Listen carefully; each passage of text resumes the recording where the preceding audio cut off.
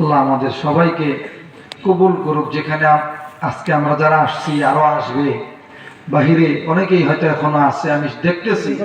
আমি শুরু করার পরে না হইলেও 30-40 জন প্যান্ডেলে ঢুকছে। মারহাবা বলেন, জোরে বলেন না মারহাবা।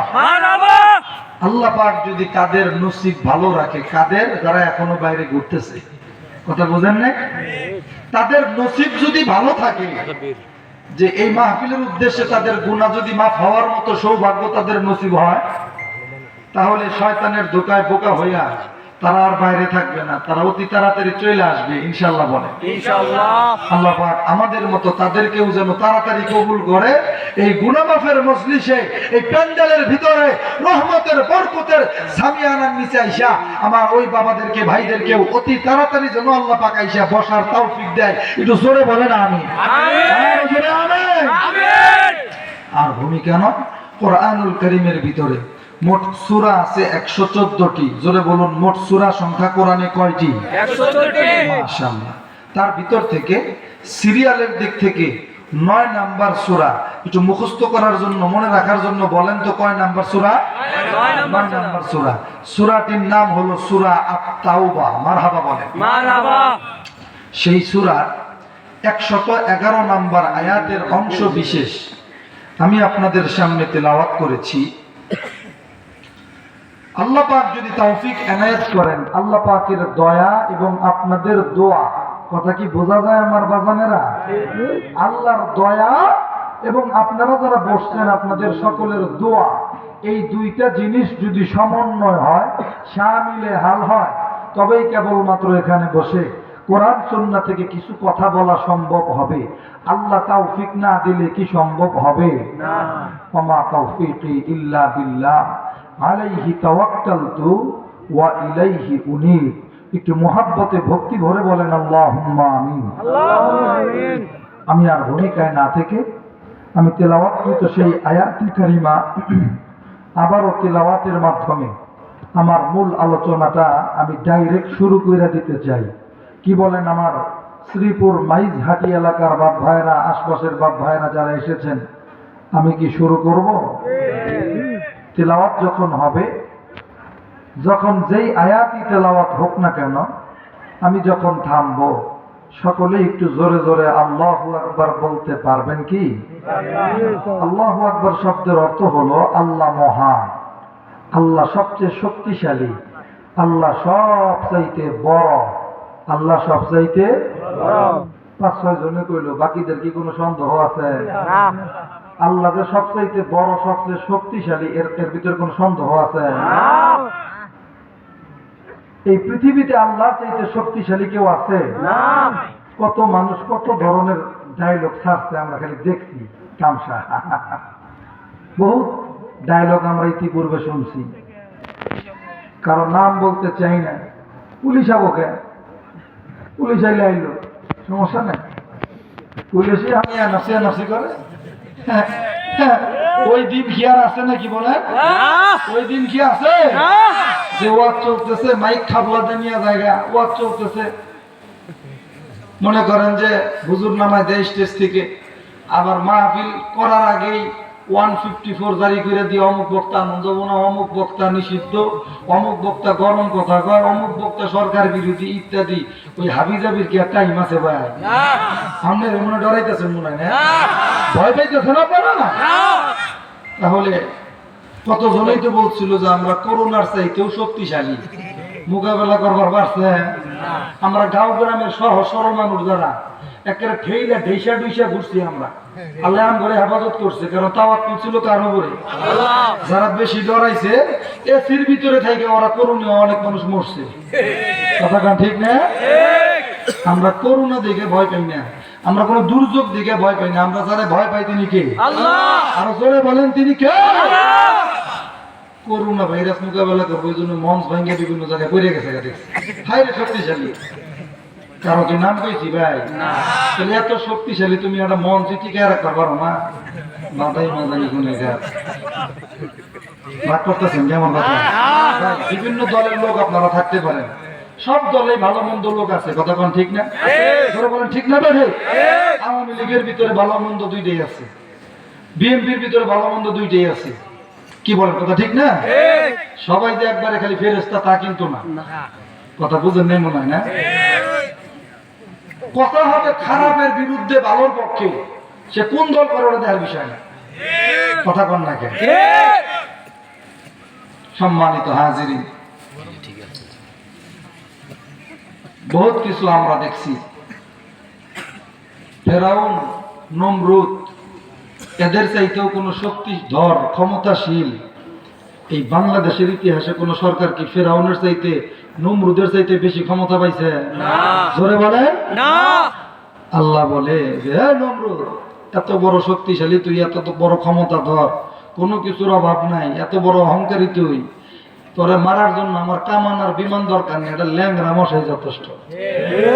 ল্যাংরা মশাইটা নাক দিয়ে ঢুকাই দিছে, একেবারে জুতা দা বাইরেতে বাইরেতে আল্লাহ দুনিয়া থেকে নমরুদের বিদায় করছে। কথা কোন কথা ঠিক কি না? যারা আলেম বিদ্বেষী, যারা কোরআন বিদ্বেষী, ইসলাম বিদ্বেষী, সে যেই দলেরই হোক না কেন, যেই দলেরই হোক, যারা কোরআন সুন্নাহ বিরোধী কর্মকাণ্ড করবে, আল্লাহ বলবে যতই শক্তিশালী নিজেদেরকে দাবি করস, সুন্দর সুন্দর আইটেম তোর খানকার ভিতরে, তোর গণভবনের ভিতরে রান্না হবে, 30 মিনিটের 40 মিনিটের আলটিমেটাম দিয়া তোর বিদায় করবো, খাওয়ার সুযোগ পাবি না। আর জোরে বলেন কথা ঠিক না বেঠা? পৃথিবী থেকে যত শক্তিশালীরা বিদায় হয়েছে, তারা কোনোদিন কল্পনা করতে পারে না যে আমাকে বিদায় হওয়া লাগবে এইভাবে। কত ইজ্জু মান তাশা ওয়া তুযিল্লু মান তাশা বিয়াদিকাল খায়র ইন্নাকা আলা কুল্লি শাইইন কাদির। জোরে বলেন আল্লাহু আকবার। মানুষকে সম্মান দেওয়ার মালিক কে? আল্লাহ। আবার সেই সম্মান থেকে একেবারে নাকে ছেঁচড়ে নামানোর মালিক কে? আল্লাহ। আর জোরে বলেন আল্লাহ। ইন্নাল্লাহা আলা কুল্লি শাইইন কাদির। সকল শক্তির অধিকারী একমাত্র একজন, যিনি, তিনি কে? আল্লাহ। আরো জোরে সকলে বলেন তিনি কে? আল্লাহ। আল্লাহু আকবার জোরে জোরে বলবেন তো ইনশাআল্লাহ? না আল্লাহু আকবার জোরে কইতেও ভয় পান আপনারা? আল্লাহু আকবার, আল্লাহ মহান, আল্লাহ সবচেয়ে বড়, আল্লাহ সবচেয়ে শক্তিশালী। এই বড়ত্বের ঘোষণাটা ইমানদার যত ভালোভাবে দিতে পারবে, আল্লাহ বলে আমার ওই ইমানদার বান্দার ইমানে যদি দুর্বলতা থাকে, সেই দুর্বলতা নরমালিটি দূর করে দিয়া আমি আল্লাহ আমার ইমানদার বান্দা বান্দীদের ইমানকে হাই সোসালিটি করে দিব, ইমানের জজবা আমি আল্লাহ পাক আরো বাড়ায়া দিব। আল্লাহ। জোরে কন্যা সুবহানাল্লাহ, জোরে বলেন সুবহানাল্লাহ।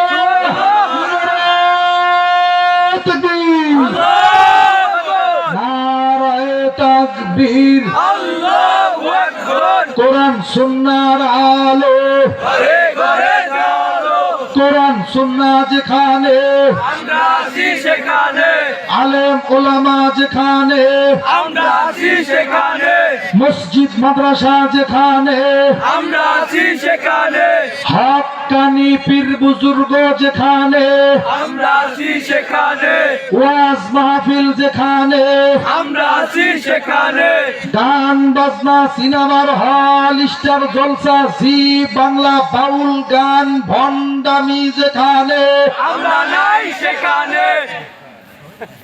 লাস্টে কি কইলেন? আমরা নাই সেখানে। দুই চারজন যত ঠেলা কইছে, গান বাজনা স্টার জলসা জি বাংলা বাউল গান ইত্যাদি ভণ্ডামি গুনাহের পরিবেশ যেখানে আমরা নাই সেখানে। অনেকে আবার মনে মনে কইতেছে, দুই চারজনে মনে মনে কইতেছে হুজুর এখন তো মাহফিল আছে দিকে নাই, সকাল রাওয়ার দিন এরকম মুসলমান আছে না ভাই? আছে। ফজরের নামাজ কোন জায়গায় তো খবরই নাই, 7:30 8টার সময় ঘুম থেকে উঠছে, নাস্তা তো দূরের কথা, দাঁতও বসে নাই, তার আগে রিমোটটা নিয়ে বই বয়ে বলে, মানে বাংলাদেশের খবর নিব অথচ নিজেরই খবর নাই। এরকম মুসলমান আছে না ভাই? আছে। আল্লাহ পাক তাদেরকে হেদায়েত দান করুক, আমিন বলেন। আমিন। আমরা যেরকম কোন গুনাহের পরিবেশে না থেকে কোরআনের ময়দানে আছি, দ্বীনি মাজলিসে আছি, দোয়া করছি মৃত্যুর আগ পর্যন্ত আল্লাহ পাক আমাদের সবাইকে সকল প্রকার গুনাহের পরিবেশ থেকে যেন হেফাজত করে, হেদায়েত দান করে, আমিন বলেন। আমিন। বিসমিল্লাহির রাহমানির মানির রহিম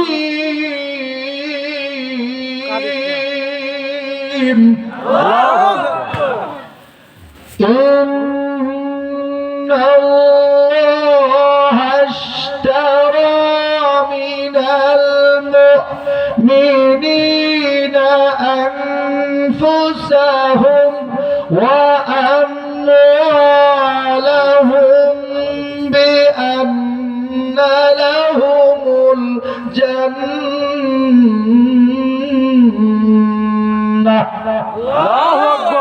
কোরআনের তেলাওয়াত ভালো লাগে না খারাপ লাগে? ভালো। হুজুর আপনি টাঙ্গাইল থেকে আসছেন, একটু প্রশংসা নেওয়ার জন্য জিগান। আসলে তা না ভাই, আল্লাহর কালামের তেলাওয়াত যেই করুক, তার চেহারা সুরত যেমনই হোক, গলার কণ্ঠ যেমনই হোক, তিলাওয়াতটা যদি সহি শুদ্ধ হয়, প্রত্যেকটা হরফের বিনিময়ে কমপক্ষে 10টি করে নেকি দিয়ে আমাদেরকে যিনি ধন্য করে, একটু জোরে বলেন না তিনি কে? আল্লাহ। আমি তেলাওয়াত করছি, আপনারা শুনছেন। কথা কোন আমার বাজানেরা, কলিজার টুকরা যুবক বন্ধুরা, কথা ঠিক না ভাই? ঠিক। আমি তেলাওয়াত করছি, আপনারা শুনছেন, ঠিক সেইভাবেই শুনছেন যেইভাবে আল্লাহ শুনতে বলছে। কিভাবে শুনতে বলছে? সূরাটির নাম হলো সূরাতুল আ'রাফ। মারহাবা বলেন। মারহাবা। নাম্বার হলো 204। আল্লাহ পাক বলে, এই যে ভাইয়া, এই যে দেখি, এই যে চেহারা দেখি, কোন যা, কই যা, কোন যা প্রস্তাবে করছে না? আচ্ছা, অনেক লম্বা টাইম ধরে বসছে তো, একটু পেশাব পায়খানার হাজত হইতেই পারে। কথা কোন ঠিক না?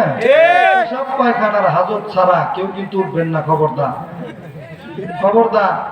পেশাব আটকে জোর করে যদি আমি বসায় রাখি, আবার কব যে হুজুরে আমার কিডনি সমস্যা করে দিয়ে গেছে,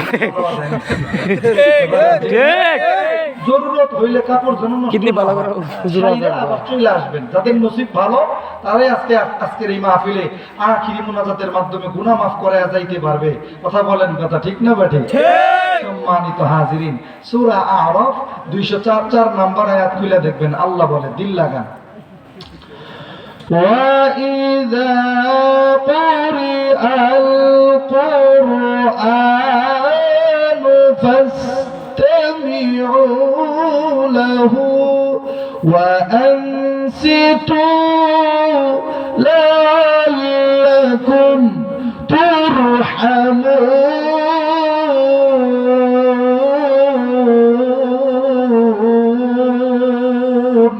আল্লাহু আকবার। আল্লাহ পাক বলেন, وَإِذَا قُرِئَ الْقُرْآنُ, হে আমার বান্দা বান্দীরা, যখন তোমাদের সামনে আমার কোরআনের তেলাওয়াত হবে, তখন তোমরা দুটি কাজ করবে।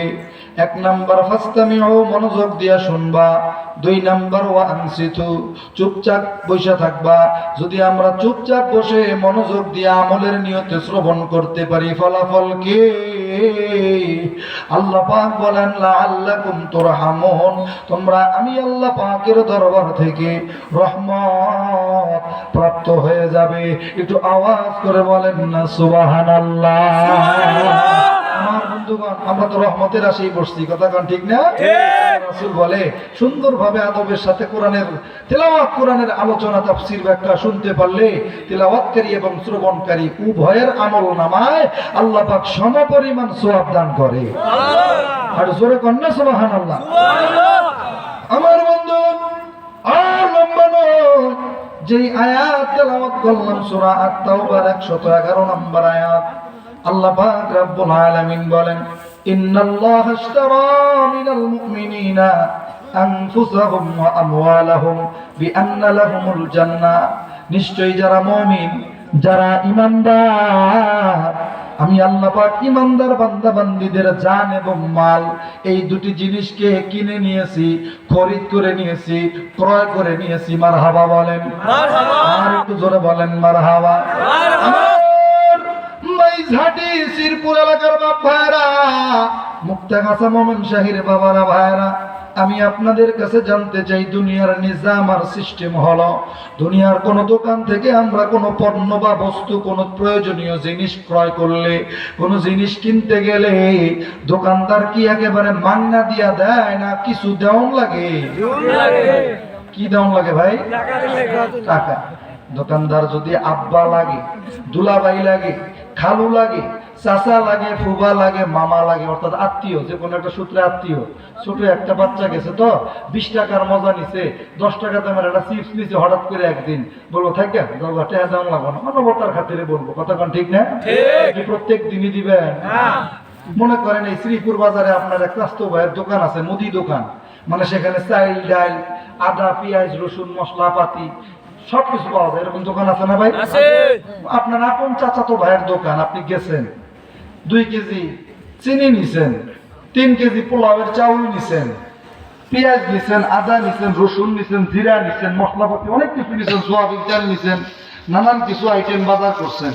বিল হিসাব করছে, বিল আসছে মনে করেন 1860 টাকা। এখন আপনার স্বাস্থ্য ভাই মানুষ, নিয়মিত কাস্টমার, মানবতার খাতিরে ওই যে 60 টাকা উপরের 10 টাকা ছাইরা দিয়া হয়তো 50 টাকা রাখবো, 1850 টাকা রাখবো, কথা কন বাজান ঠিক না? মানবতার খাতিরে হয়তো আবার এমনও কিছু দোকানদার আছে একটা হুকুম নেয় না, কথা কন বাজান ঠিক না? সীমিত লাভ, অল্প কমে এই দোষী ভাই কম ধান দেয় না, কথা কন ঠিক না? নাকি দোকানদারে বলবো যে কি আর বাজার করছো, মাত্র 1860 টাকা সদাই নিছো, তোমার বাড়িতে ইষ্টি আইছে, তোমার বাড়ির ইষ্টি মানে আমারও তো ইষ্টি, ঠিক আছে বাবা টেহা দেওয়া লাগতো না, তাই কি করবো? দোকানদার যদি এরকমই শুরু করে যে ওর যে আত্মীয় যায় যা কিছু বাজার করে সবাই রেখালি করে, যাও গা তোমার বাড়ির ইষ্টি তো আমারও ইষ্টি, টেহা দেওয়া লাগতো না, তাহলে কি ওর ব্যবসা মনে একটু ভালো চলবো না? হ্যাঁ হ্যাঁ, লাঠে উঠবো বলে লাঠে উঠবো, আসলেও কিন্তু তাই ভাই, কথা কোন ঠিক না? মানবতার খাতিরে হয়তো সীমিত লাভে বা লাভ ছাড়াও কোনো কোনো কাস্টমারের দেওয়ান লাগে, তাই বলে একবার যদি মাংনা খালি দিয়া দেয় উপায় নাই, কথা কোন ঠিক না বাজার? দুনিয়ার সিস্টেম এটা, কোনো কিছু ক্রয় করলে টাকা দিয়ে কিনতে হয়। আল্লাহ পাক যে ইমানদারদের মানে আমাদের জান এবং মাল কিনা নিলেন কিসের বিনিময়ে, শুই না আপনারা খুশি হবেন, দিলের কানটা খাড়া করেন এবং সুবহানাল্লাহ বলার জন্য রেডি হন। আল্লাহ বলে বিআন্না লাহুমুল জান্নাহ, জান্নাতের বিনিময়ে সুবহানাল্লাহ বলে। এখানে যারা বসছেন আপনারা জান্নাত কি সবাই চান? কথা কাটা জান্নাত চান না? বগুড়া কাহালু থানা এক মাহফিলে জিজ্ঞেস করছি আপনারা জান্নাত চান? সবাই কয় হ চাই। সামনে থেকে এক মুরব্বী কয় না হুজুর জান্নাত চাই না, জান্নাত চাই না, ঘুরা কয়। আমি কই যে উপায় কি রে, জান্নাত চাই না মানে? এই মুরব্বী আপনি চান কি? কয় হুজুর আমি বেহেশত চাই, বেহেশত। ও জান্নাত চাই না, বেহেশত চাই। আপনারা কোনটা চাই? হ্যাঁ আচ্ছা, জান্নাত আর বেহেশত দুইটা কি দুই জিনিস না একই জিনিস? একই জিনিস। তার পাশে আরেক বুড়াই কইতেছে, কয় বুড়া মানে এক বুড়া আরেক বুড়ারে কয় হুজুর বুড়া বুঝবার পারে নাই, ও জান্নাত আর জাহান্নামের মধ্যে পেঁচ লাগাইয়া দিছে। কোনটা জান্নাত আর জাহান্নাম বুঝবার পারে নাই, ও বেহেশত চায়। কথা বুঝেন নাই মনে হয় না? আসলে জান্নাত যেটা বেহেশত সেটা চান তো ইনশাআল্লাহ? আল্লাহ পাক আমাদের সবাইকে জান্নাতি হিসেবে যেন কবুল করে নেয়, আমিন বলেন। আমিন। এখন আসেন, দুনিয়ার যে কোনো কাজ করার আগে সেই কাজের যোগ্যতা অর্জন করতে হয়, কথা কোন বাজান ঠিক না? একজন মানুষ মনে করেন যে ভাবলো যে আমার বাড়ির পাশের বাড়ি Abdur Rahim for example auto চালায়, সিএনজি চালায়, এত টাকা কামাই করে, সালা আমি করলাম কি রে? কালকে একটা অটো কিনে রাস্তায় বাইরে করবো, অথচ জীবন চালান শিখে নাই, কথা বুঝছেন? কোন রকম ধাক্কায় ঢুকে যদি মেন রোড পর্যন্ত যায়, মেন রোড উঠে কি 50 বছর আগে আবার পারবো চালান না শিখলে? তাহলে বোঝা গেল সে যে গাড়ির ড্রাইভারই হোক না কেন, সে অটো চালাক, সিএনজি চালাক, প্রাইভেট কার চালাক, মাইক্রো চালাক, বাস চালাক, ট্রাক চালাক, ট্রেন চালাক, উড়োজাহাজ চালাক, হেলিকপ্টার চালাক, বিমান চালাক, যাই কিছু চালাক না কেন আগে থেকে ড্রাইভিং শিখতে হবে বাজার, কথা কোন ঠিক না? মনে করেন একজন রাজমিস্ত্রি, প্রথমে ও থাকে হেলফার মানে যোগালি, আমরা টাঙ্গেলে কই যোগালি হেলফার। প্রথমে যে ইট বালু সিমেন্ট টাইনে টাইনে দেয়, যখন নতুন কাজে যায় আর কি, আপনাদের এলাকায় কি বলে? যোগালি বা হেলফার, এগুলাই তো। আচ্ছা মাশাআল্লাহ। তো 2-4 বছর এরকম হেলফারি করতে করতে যোগালি দিতে দিতে মাঝে মাঝে কন্ট্রাক্টর একটু কাজেও লাগায় দেয়, একটু বালু ইট বালু সিমেন্ট এগুলো মিশানোর কাজেও লাগায় দেয়, মাঝে মাঝে বাউন্ডারি কাজে দেয়, মানে এরকম টুকটাক করতে করতে 4-5 বছর গেলে দেখা যায় এই একদিন ছিল যোগালি, 4-5 বছর পরে হয়ে যায় ওই তিনি যে কন্ট্রাক্টর, কথা কান ঠিক কিনা? কেন হয়? এটা তার একটা অভিজ্ঞতা হয়ে গেছে, যোগ্যতা দক্ষতা হয়ে গেছে ওই কাজের জন্য। একদিন সে ছিল যোগালি হেলফার, দেখা যায় 2-4-5 বছর পরে ওর আন্ডারে আরো 50 জন কাজ করে লেবার, কথা কোন কথা ঠিক কেন হয়েছে? এটা হয়েছে তার যোগ্যতার কারণে, দক্ষতার কারণে, অভিজ্ঞতার কারণে। কি বলেন, কথা ঠিক না বাজার? সম্মানিত হাজিরিন, আমি বুঝাইতে চাচ্ছি যে দুনিয়াতে যে যেই কাজেই জড়িত হোক না কেন, যে যে পেশায় নিয়োজিত হোক না কেন, ওই বিষয়ের উপর আগে তাকে নলেজ নিতে হবে, জ্ঞান অর্জন করতে হবে, যোগ্যতা দক্ষতা অর্জন করতে হবে, অভিজ্ঞতা নিয়ে মাঠে নামতে হবে। তবেই কেবলমাত্র ওই কাজে সে সফল কাম হইতে পারবে। যোগ্যতা ছাড়া আন্তাজি যদি কোনো কাজে ঢুকে পড়ে, কাজ করার চাইতে ওইলাই করবো বেশি। কথা কান ঠিক কিনা?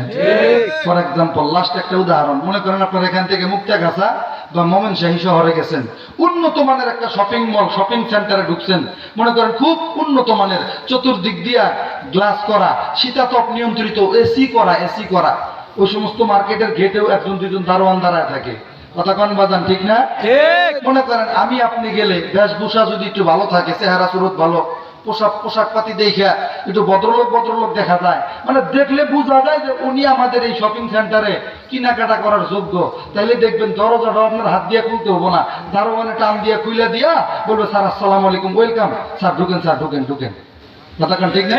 সম্মান দিয়ে ঢুকাই দিব। প্রক্ষান করে ওই মার্কেটে ভিতরে ঢুকাতে পারার কথা, সামনে দিয়েও যদি এমন একজন মানুষ হোংরা সোংরা, চুল গুলা তার এলোমেলো, নাক দিয়া ময়লা বেরিতেছে, দাঁত মনে হয় 4-5 বছর ধরে ঘষে না, যেটা গায়ে দিছে ওটাও 4 জায়গায় ছিঁড়া, যেটা পিন দিছে ওটার তো কোনো খবরই নেই। খাস বাংলায় আমরা বলি পাগল। কথা বলেন বাজানেরা, কথা ঠিক না? আচ্ছা, একটু আগে আমি আপনি গেলাম, ওয়েলকাম বইলা সালাম দিয়ে সুন্দরভাবে সম্মান দিয়ে ভিতরে ঢুকাইলো, এই পাগলটা ওটার ভিতরে ঢুকা তো দূরের কথা, ওই মার্কেটের সামনে দিয়েও যদি 5-10 মিনিট গেলে ঘোরাঘুরি করে, তাকিমাকি করে, দারোয়ান কিন্তু বাইরে বলো, মানে খেদাই দিব। কে লেগে? যে ও ট্রেনে কেনাকাটা করবারই পারবো না, বরং আরো ডিস্টার্ব করবো। কথা বলেন, কথা ঠিক কিনা?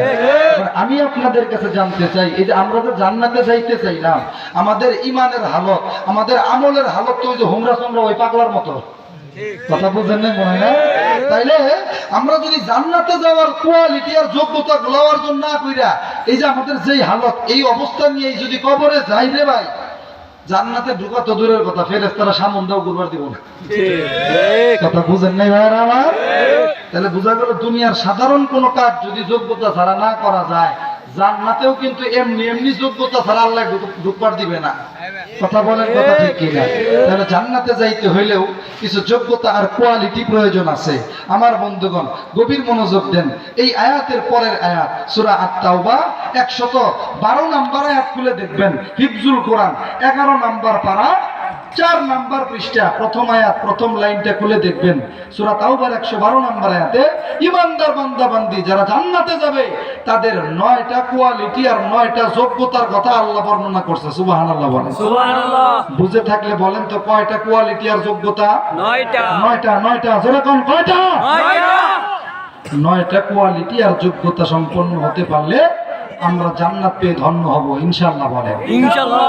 আমার বন্ধুগণ, আমার বাবাজিরা, গভীর মনোযোগ দিতে হবে। 12টা বেজে গেছে, আর বেশি সময় আপনাদেরকে আমার কষ্ট দেওয়ার ইচ্ছা নাই। সম্মানিত হাজিরিন, আল্লাহ পাক বলতেছেন, দেখেন জান্নাতি ইমানদার বান্দা বান্দীদের কোয়ালিটি গুলো কি আল্লাহ বলেন।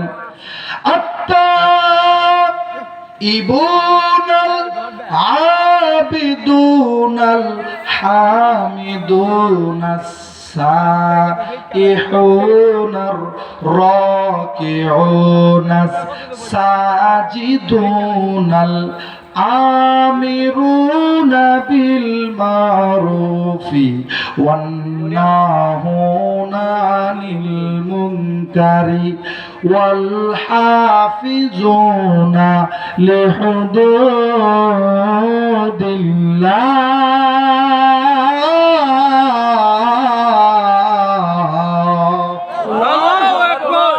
বান্দা বান্দীদের যোগ্যতা হওয়া লাগবে কয়টা? 9টা। নাম্বার কোয়ালিটি হবে, আল্লাহ বলেন আত্তাইবুন, তারা হবে তাওবাকারী। আমার বাজানেরা জবান খুলে বলেন, তারা হবে কি কারী? তাওবাকারী। হবে তাওবাকারী। এখানে যারা বসেছেন, আমি আপনাদের কাছে জিজ্ঞেস করতে চাই, তাওবা মানে কি? কেউই কয় না, দি কথা কানা করে। তাওবা মানে কি? মাশাআল্লাহ, অনেকেই যতটুকু বুঝেছেন উত্তর দিয়েছেন তাওবা মানে মাপ চাওয়া। একটু দিলের কানটা খাড়া করেন, আসলে তাওবা শব্দের শাব্দিক অর্থ মাপ চাওয়া বা ক্ষমা চাওয়া না। অনেক বলবেন না তো অনেকেই কোন হুজুর, আসলে তাওবার শাব্দিক অর্থ হলো ফিরে আসা। মারহাবা বলেন, মারহাবা। গুনাহের কাজ ছাইরা আমরা যার দিকে ফিরবো তিনি কে? আল্লাহ। ইস্তিগফার মানে হলো আল্লাহর কাছে ক্ষমা চাওয়া। সুবহানাল্লাহ বলেন, সুবহানাল্লাহ। সম্মানিত হাজিরিন, তাওবা মানে আপনারা অনেকেই জানেন বা আমরা যেটা আমাদের ধারণা যে আল্লাহর কাছে মাফ চাওয়া না। তাওবা মানে আল্লাহর কাছে ফিরে আসা। তাওবার শাব্দিক অর্থ ইস্তিগফার মানে হলো আল্লাহর কাছে ক্ষমা চাওয়া। বর্তমানে তাওবা বলতে আমরা কি বুঝি জানেন? এলাকার একজন মানুষ, যে কোনো মানুষ, অনেক সময় দেখা যায় অনেক বয়স হয়ে গেছে, সে 1-1.5 বছর যাবৎ বিছানায় তার পিঠটা লেগে আছে, বিছানায় পড়ে আছে, মুমূর্ষ ব্যক্তি, বিছানায় খায়, বিছানায় হাগামুতা করে, এরকম হয় না বাজার? অসুস্থ মুমূর্ষ ব্যক্তি, সারা জীবন সুদ ঘুষ, এরপরে দুর্নীতি, অন্যের হক মেরে খাওয়া ইত্যাদি সব গুনাই সে করছে, জীবনেও কোনোদিন তাওবা ইস্তেগফারের ধারে কাছেও যায় নাই। এই ব্যক্তিটা তার যখন অন্তিম মুহূর্ত চলে আসছে, সাকারাত যখন শুরু হয়ে গেছে, মৃত্যুর যন্ত্রণা যখন শুরু হয়ে গেছে, মনে করেন 4 হাত পা দিকে দিয়া কাউরে ঠিক মতো চিনতেও আছে না, শ্রবণ শক্তি দুর্বল হয়ে গেছে, কানেও ঠিক মতো শুনে না, দৃষ্টি শক্তি দুর্বল, নিকট আত্মীয়দেরকেও দেখা চিনতেছে না, জবান তো বন্ধই, কথাও বলতে পারে না, 4 হাত পা দিকে দিয়ে খালি ডেক করতেছে, মনে করে কি এরকম অসুস্থ মানুষ দেখুননি আপনারা? ওই সময় তার ছেলে পেলে দৌড় বেড়া যায় মসজিদে, হুজুর একটু তাড়াতাড়ি বের হন। বলে কি হয়েছে ভাইয়া, তো ইমার্জেন্সি? বললাম বাবা যে অসুস্থ, এটা তো জানেন হুজুর, এখন এমন ভাবে ডেক পারতেছে, মনে আজকে আর ফিরবো না, মনে আজকে দুনিয়া থেকে চলে যাবো, একটু তাড়াতাড়ি চলেন যাই হুজুর, আমার আপনার একটু তওবা করায় দেওয়া লাগবে। কি এই সিস্টেম জীবন শুনেন নাই মনে হয় না? আচ্ছা আপনারা বলেন তো, যেই ব্যক্তিটা তার নিকট আত্মীয়দেরকে সে চিনতেছে না, কানেও শুনে না, চোখ দিয়ে দেখা কাউরে চিনে না, জবানও বন্ধ, ওই মুহূর্তে আল্লাহর ওই বান্দা তওবার কি বুঝবে ভাই বলেন তো দেখি? কিছু বুঝবে ভাই? বুঝবে? আমার বন্ধুগণ, কষ্ট হচ্ছে কি আপনাদের? 10-15 মিনিট দেওয়া যায়? এত কষ্ট করে আপনারা ঠান্ডার ভিতরে বসে আছেন, একটু যদি আমি আপনাদের সামনে একটা পয়েন্টের উপরে কথা বলার চেষ্টা করতেছি, যে আজকের এই মাহফিল থেকে অন্তত আমরা একটা সবক নিয়ে যাব, যে এটার উপরে আমরা মৃত্যুর আগ পর্যন্ত আমল করব, এই আমলের উসিলায় যেন আল্লাহ পাক আমাদেরকে নাজাত দিয়ে ধন্য করে জান্নাত দেয় ইনশাআল্লাহ। বলেন ইনশাআল্লাহ। আরো জোরে বলেন ইনশাআল্লাহ। ইনশাআল্লাহ। 15-20 মিনিট কষ্ট হবে না? আরো জোরে বলেন কষ্ট হবে না? একটু জিকির করেন, লা ইলাহা ইল্লাল্লাহ, লা ইলাহা ইল্লাল্লাহ, লা ইলাহা ইল্লাল্লাহ, লা ইলাহা ইল্লাল্লাহ, লা ইলাহা ইল্লাল্লাহ, লা ইলাহা ইল্লাল্লাহ, লা ইলাহা ইল্লাল্লাহ। বহু দূরে মদিনা কেমনে যাব জানি না, বহু দূরে মদিনা কেমনে যাব জানি না, দয়া করো দয়ার আল্লাহ, দয়া করো দয়াল আল্লাহ, পূরণ করো মনের বাসনা, লা ইলাহা ইল্লাল্লাহ, চমৎকার, লা ইলাহা ইল্লাল্লাহ, লা ইলাহা ইল্লাল্লাহ মুহাম্মাদুর রাসূলুল্লাহ। সকলেই বলি সাল্লাল্লাহু আলাইহি ওয়াসাল্লাম। আমার বন্ধুগণ, আমি বলতেছিলাম তাওবার পূর্ব কিছু শর্ত আছে। 1 নম্বর শর্ত, যেই গুনার কারণে আমরা তাওবা করব, গুনাহটা 1 নম্বরে ছেড়ে দিতে হবে। গুনাহটা কি করতে হবে বাজার? 2 নম্বর শর্ত, গুনাহটা ছাইরা যার দিকে ফিরতে হবে তিনি কে? আল্লাহ। আল্লাহ বলেন সূরা আয-যারিয়াত, ফাফিরু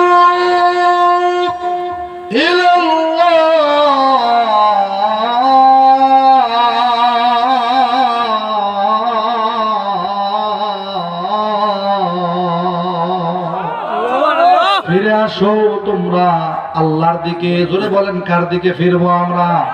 3 নাম্বার শর্ত হইল গুনাহ করে ফেলেছি, আল্লাহর কাছে অনুতপ্ত হতে হবে, লজ্জিত হতে হবে, নিজের ভিতরে অপরাধ বোধটাকে জাগ্রত করতে হবে। আমি যে কাজটা করেছি আসলে অন্যায় করেছি, ঠিক করি নাই, আল্লাহর কাছে লজ্জিত হতে হবে, অনুতপ্ত অনুশোচিত হতে হবে। 4 নম্বর শর্ত হইল যেই গুনাহের কারণে আমরা তাওবা করব, এই গুনাহটা হায়াতে জিন্দেগিতে বাকি জীবনে আর কখনোই করব না। জোরে করে না, করব না, কখনোই করব না। এই মর্মে আল্লাহর সাথে দৃঢ় প্রতিজ্ঞাবদ্ধ হতে হবে, সংকল্পবদ্ধ হতে হবে। আর 5 নাম্বার শর্ত হলো, আমার বন্ধুগণ, যদি বান্দার হক জনিত কোনো গুনাহ থাকে রে, আরে হক 2 প্রকার, হাক্কুল্লাহ, হাক্কুল ইবাদ, আল্লাহর হক, আল্লাহর কোনো বিধি বিধান যদি লঙ্ঘন করে থাকেন, তাওবা করলে অথবা ভালো কোনো নেক আমলের মাধ্যমে আল্লাহ চাইলে মাফ করে দিতে পারেন। কিন্তু হাক্কুল ইবাদ, বান্দার হক জনিত কোনো গুনাহ কইরা ফালাইলে, কোনো বান্দার হক মাইরা খাইলে, বান্দা যতক্ষণ মাফ না করবে ততক্ষণ কিন্তু আল্লাহ মাফ করবে না, আল্লাহ মাফ করবে না। আমার বন্ধুগণ, বর্তমান অনেক মুসলমানের হালত হইল এইরকম, 5-7 জন বন্ধু মিলা একটা দোকানের ভিতরে ঢুকছে, 2.5 ঘন্টা বইরা আড্ডা দিছে, এই চা খায়, এই বিস্কুট খায়, চানাচুর খায়, পাউরুটি খায়, বিস্কুট খায় ইত্যাদি, আবার সিগারেটও মাঝে মাঝে খায়। 2.5 ঘন্টা আড্ডা দিছে, বের হওয়ার সময় দোকানদাররে জিজ্ঞেস করে, ভাই কয় টাকা বিল লবে? এখন দোকানদার কয়, এই যে বয়া দিছিলেন সন্ধ্যার পরে 1 বাজে 10টা, কি কি খাইছেন আপনারা হিসাব করে বিলটা দিয়ে দেন, আমি তো হিসাব রাখতে পারি না। কি বলেন, এরকম হয় না? আল্লাহর বান্দা এত ভালো মানুষ পাইছে সুযোগ, খাইছে মনে করেন 385 টাকা, গোজামিল দিয়ে 160 টাকা দিয়ে বিদায়। কারণ দোকানদার তো হিসাব রাখে নাই, কম দিলেও বুঝবার পারবো না। এরকম মুসলমান আছে নাকি ভাই? ভাই রে, তুমি একজন দোকানদারের কিছু টাকা তোমরা মাইরা দিলা, মনে করলা জিতা গেলা না, তোমাদের আমল নামার সমস্ত সোয়াব গুলা তার আমল নামায় চলে যাবে, তার আমল নামার গুনাহগুলা তোমাদের কাঁধে নিয়ে তোমরা যাবা জাহান্নামে, আর সে চলে যাবে জান্নাতে। আল্লাহু আকবার বলেন। তাহলে অন্যের হক কি মাইরা খাওয়া যাবে না? আপনি দোকান থেকে কোনো কিছু কেনাকাটা করবেন, দামাদামি কইরা সুন্নাত পদ্ধতি অবলম্বন করে 10 টাকা কম দেন বইলা কইয়া, সেটা বিষয় ভিন্ন। কথা কোন ঠিক না? ঠিক। টাউটারি করার দরকার কি? মুসলমানদের চরিত্র টাউটারি বাটপারি হতে পারে না।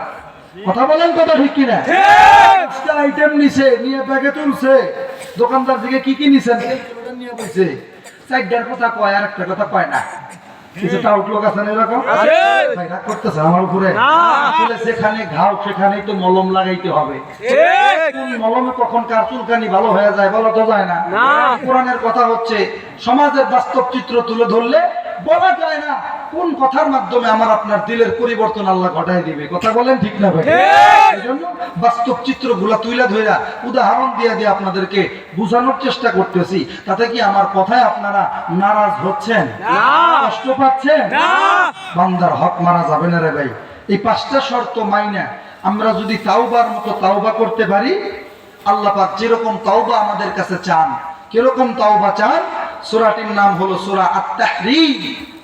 খুলে দেখবেন, আল্লাহ বলেন, ইয়া আইয়ুহাল্লাযীনা আমানু তুবু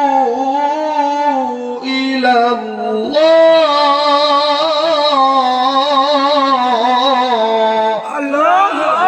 তুবু ইলাল্লাহি তাওবাতান নাসুহা।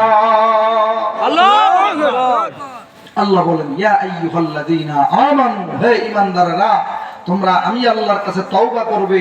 তওবায়ে নাসুহা মানে খাঁটি তওবা। মারহাবা বলে, মারহাবা। তওবা করতে হবে আমার বাজানেরা, বলেন খাঁটি তওবা। সকালে তওবা করলাম, ওই গুনাহ দুপুরে করলাম, আবার তওবা করলাম, ওই গুনাহ রাতে করলাম, আবার তওবা করলাম, পরের দিন ওই গুনাহ আবারও করলাম, তাহলে কি তওবাটা খাঁটি তওবা হবে না?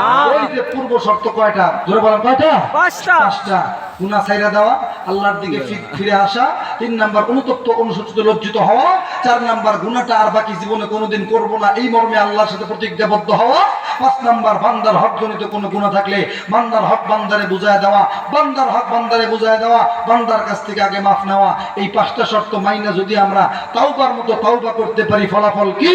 আল্লাহ পাক বলেন সূরা ফুরকান আয়াত নাম্বার 70, দিল লাগান, আল্লাহ বলেন ইল্লা মান তাবা ওয়া আমানা ওয়া আমিলা আমালান সালিহান ফাউলাইকা ইউবাদদিলুল্লাহু সাইয়্যাতিহিম হাসানাত।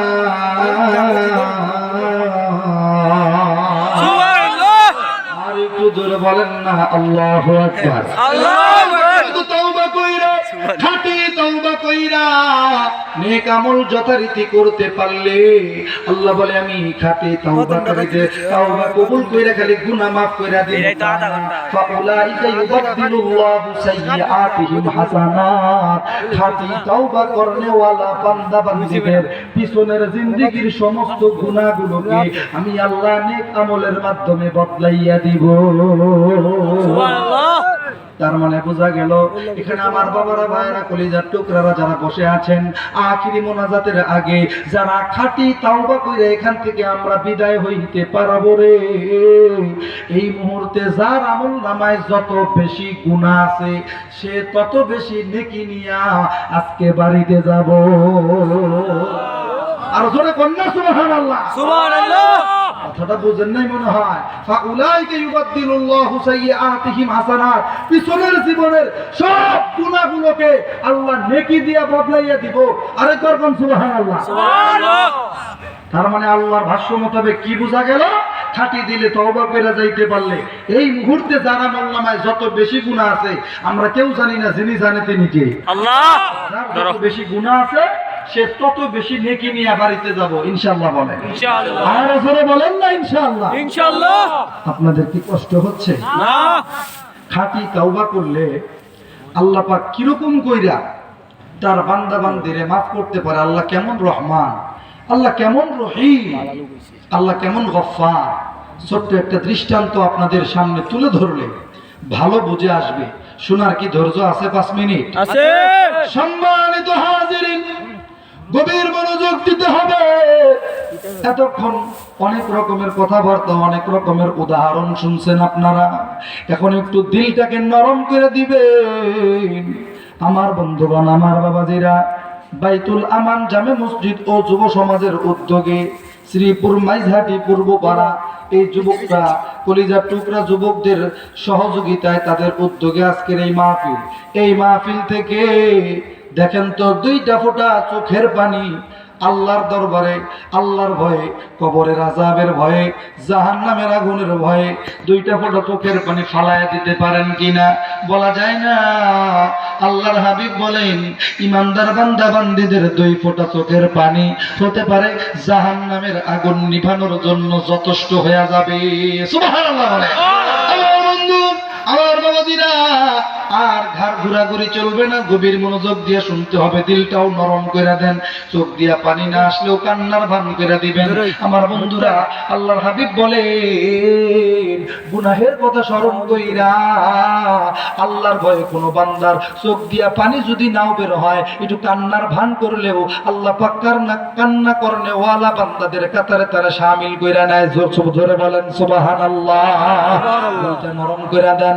আল্লাহর হাবিব সাল্লাল্লাহু আলাইহি ওয়াসাল্লাম মসজিদে নববীর ভিতরে সাহাবায়ে কেরাম রিদওয়ানুল্লাহি তাআলা আলাইহিম আজমাইনদেরকে নিয়ে একটু মুযাকারা করতেছিলেন, একটু পরামর্শ করতেছিলেন, কথাবার্তা বলতেছিলেন। হঠাৎ করে দেখতে পেলেন মসজিদে নববীর কিনারায়, গেটের কিনারায় দাঁড়ায়া অপরূপ সৌন্দর্যমণ্ডিত একজন ব্যক্তি, অত্যন্ত সুন্দর চেহারাওয়ালা একজন মানুষ অঝর দাঁড়ায় হাউমাউ করে কান্না করতেছে। আমার বন্ধুরা রে, লোকটার চেহারা মলিন হয়ে গেছে, চোখ 2টা লাল হয়ে গেছে, অঝর দাঁড়ায় চোখ দিয়া গাল বেয়ে বেয়ে পানি ঝরতেছে। আল্লাহর হাবিব তো ছিলেন রহম দিল ইনসান। আল্লাহর হাবিব তো তামাম জগতের জন্য রহমত। আল্লাহ পাক তার হাবিবের পরিচয় কোরআনুল কারীমে তুলে ধরেছেন। আল্লাহ বলেন, ওয়ামা আরসালনাকা ইল্লা রাহমাতাল লিল আলামিন।